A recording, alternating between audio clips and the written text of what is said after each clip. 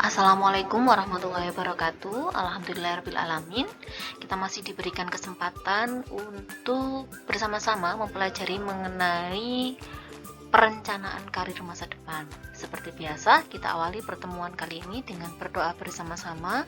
Semoga setiap ilmu yang kita peroleh hari ini dapat bermanfaat. Berdoa dipersilahkan.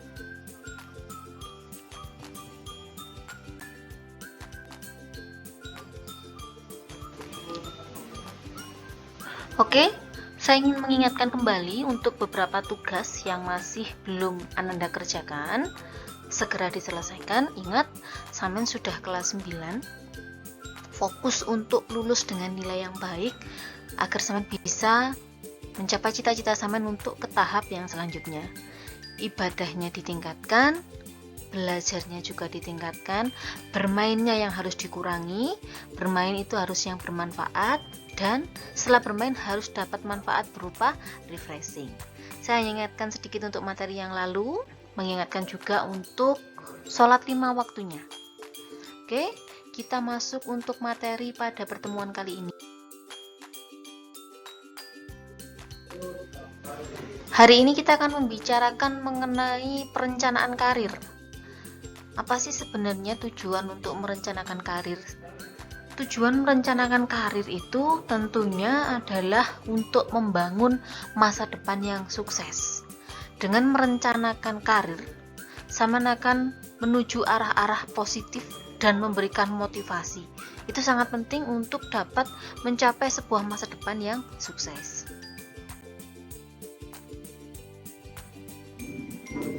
Lalu kenapa sebuah karir itu menjadi hal yang penting? Ada 3 alasan. Yang pertama, karir itu sebagai salah satu sumber kebahagiaan. 2, seseorang yang memiliki karir bisa mendapatkan peluang untuk lebih leluasa mengapresiasikan idenya.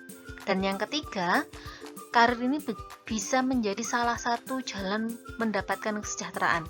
Karena dengan mendapatkan kemudahan untuk berkarya, mengapresiasikan ide, ini akan membuat Samen selangkah lebih mudah mendapatkan kesejahteraan hidup. Lebih dalam kita bahas pada slide berikutnya.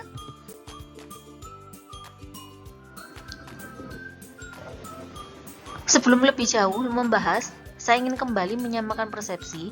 Yang kita sebut dengan karir adalah semua pekerjaan atau jabatan yang dipegang seseorang selama masa kerjanya.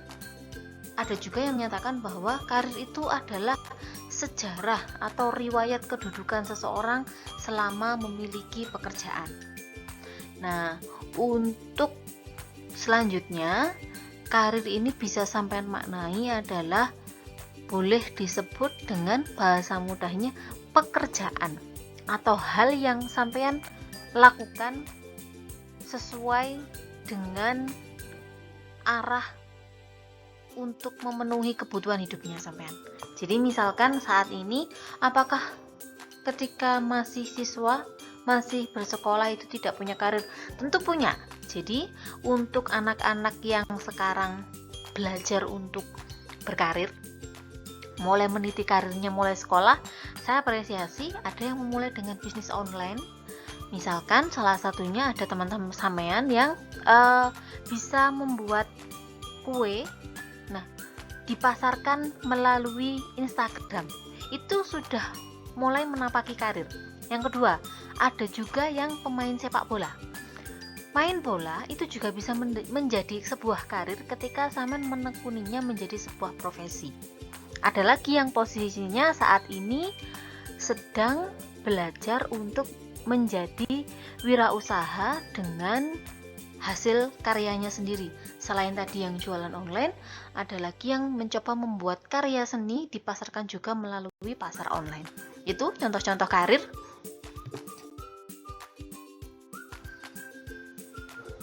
Ingat fokusnya ke sini.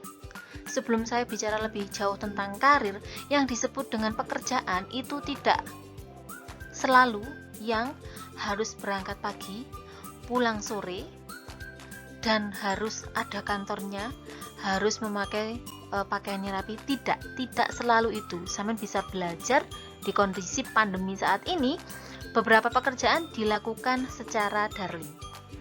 Karena itu, tidak harus sebuah pekerjaan yang sudah ada, boleh peluang pekerjaan yang baru. Kalau sampean melihat selama pandemi ini ada banyak bisnis baru yang bermunculan, selain bisnis-bisnis online, bisnis pembuatan masker, bisnis pembuatan hand sanitizer, atau kemarin APD, face shield dan lain sebagainya. Jadi boleh sampean berkreasi memikirkan lahan pekerjaan yang baru. Ingat, fokus untuk menjadi seseorang dengan nilai manfaat lebih. Itu intinya. Karir yang baik adalah karir yang arahnya meningkatkan nilai manfaat seseorang.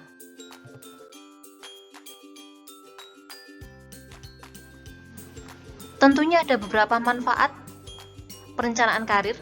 Yang pertama adalah mengembangkan para pekerja yang berprestasi, otomatis menggali potensi seseorang, memuaskan kebutuhan pekerjaan. Kalau sampean mendapatkan karir yang sesuai, otomatis kebutuhan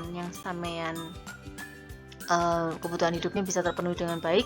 Dan berikutnya adalah meraih jenjang yang lebih tinggi. Jadi sekali lagi ingat, jenjang yang lebih tinggi tidak hanya selalu pada pangkat, tapi bisa juga pada yang paling penting, nilai manfaat. Kalau misalkan masih SMP, sudah mulai belajar menapaki karir, misalkan jualan online, nanti ketika sudah SMA bisa mungkin meningkatkan level, atau mungkin lebih mudahnya sekarang yang banyak adalah reseller. SMP masih jadi reseller enggak masalah, nanti ketika SMA bisa menjadi subagen atau bisa malah menjadi agen. Itu contohnya.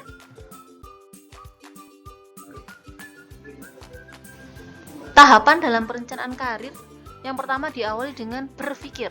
Pikirkan hal-hal yang berhubungan dengan karir yang sampean inginkan. Sampean pengen jadi apa? Kemudian, lihat ke dalam dirinya sampean sendiri, sampean ini punya bakat dan minat terhadap apa. Baru nanti komparasikan atau bandingkan antara keinginan sampean kepingin jadi apa dengan bakatnya sampean di bidang apa. Itu akan membantu menjadi lebih mudah. Kalau kita berada di sebuah pekerjaan yang sesuai dengan passion kita, itu akan lebih mudah, lebih menyenangkan.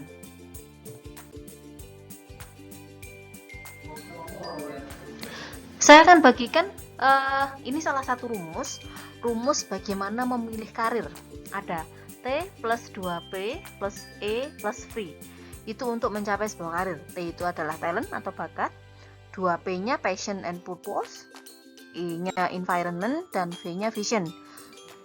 Dengan mengetahui bakat yang sampean miliki, ditambah dengan sampean sudah mengetahui pengennya menjadi apa, didukung dengan lingkungan keluarga, sekolah, dan pendidikan yang baik, serta memiliki pandangan jauh ke masa depan, ini akan menjadikan sampean mampu meniti karir yang tepat.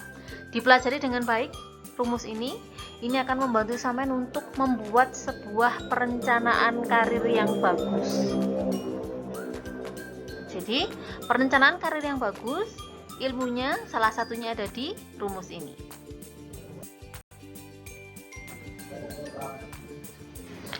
Alhamdulillahirabbil alamin. Terima kasih untuk pertemuan hari ini. Terima kasih juga untuk tetap berjuang meraih kesuksesan. Tugasnya silakan merangkum materi pada pertemuan hari ini. Untuk topik mendatang, kita akan membahas mengenai motivasi sukses dari tokoh inspiratif. Saya akhiri pembelajaran hari ini. Semoga bermanfaat. Wassalamualaikum warahmatullahi wabarakatuh.